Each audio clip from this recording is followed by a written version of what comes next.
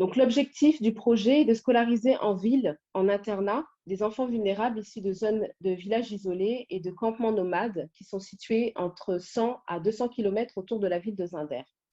Sur les photos, donc, vous pouvez voir des écoles paillotes, ce qu'on appelle des écoles paillotes, c'est-à-dire que pour remédier à l'insuffisance de classes, les autorités nigériennes ont construit des hangars qui sont en paille et en bois, où les enfants suivent des cours parfois donc avec des moyens rudimentaires et ils sont parfois même assis à même le sol. Donc les enfants des zones nomades sont particulièrement touchés parce qu'ils ne peuvent pas suivre une scolarité régulière du fait de déplacements saisonniers de leurs parents. Vous voyez aussi sur les images les professeurs qui donnent des cours donc dans les écoles des villages.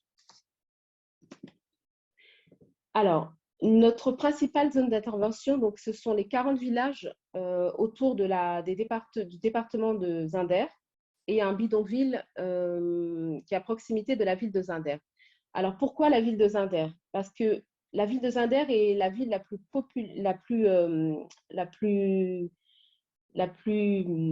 excusez-moi, qui compte le plus grand nombre d'habitants. Donc, sur les 21 millions d'habitants que compte le Niger, la ville de Zinder compte 4,5 millions d'habitants, qui sont principalement des gens qui vivent donc d'agriculture et d'élevage. Ce sont donc des personnes qui vivent en zone rurale à 90%. Et la ville de Zinder compte aussi le taux de fécondité le plus élevé du Niger, avec 8,5 enfants par femme au lieu de 7 enfants par femme pour la capitale. 87% de la population du Niger pratique une agriculture, donc une agriculture principalement de subsistance. Et la moitié des personnes concernées donc, sont des femmes qui vivent en zone rurale et qui n'ont pas un accès équitable en fait, aux services de base, tout ce qui est éducation, santé et emploi. La région de Zinder est donc celle aussi qui compte le taux de scolarisation le plus faible dans tout le Niger, et c'est particulièrement vrai en zone rurale. Donc en 2021, nous accueillons et formons à peu près 260 enfants, 80 à l'internat de Niamey et 180 à l'internat de Zinder. Donc, ils sont scolarisés du CE2 à la terminale et nous avons aussi 26 élèves qui sont en études supérieures. Donc, ils font des études comme des études de soins infirmiers, d'ingénieurs, d'instituteurs ou de comptabilité ou d'informatique.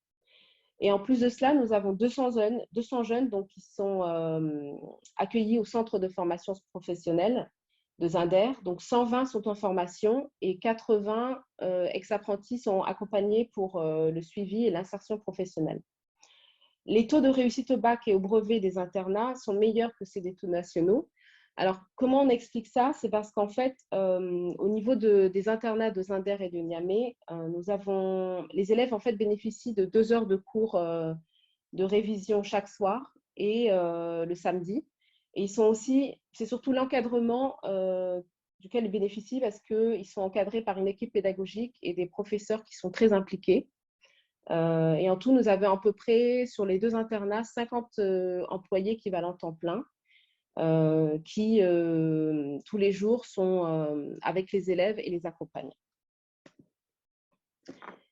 Donc, nous soutenir, en fait, le projet qu'on vous propose aujourd'hui, c'est de soutenir, en fait, et d'offrir une chance à 130 filles qui sont âgées de 8 à 21 ans et qui, autrement, n'auraient pas été scolarisées.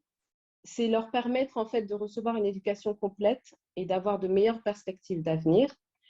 Nous les accompagnons et nous les conseillons, surtout nous les orientons pour leur permettre d'obtenir un emploi qui les aidera à être autonomes. Autrement, elles auraient probablement été donc, mariées très tôt. Elles n'auraient même pas atteint un niveau scolaire au-delà du primaire. Et elles auraient été mariées entre l'âge de 11 et 15 ans.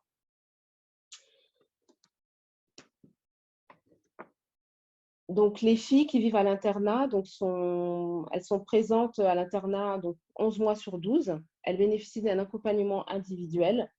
Elles sont prises en charge à 100% pour leurs frais de scolarité, leur santé, leur nourriture et elles bénéficient de cours de soutien scolaire et aussi d'activités culturelles et sportives qui sont organisées tout au cours de l'année, tout au long de l'année.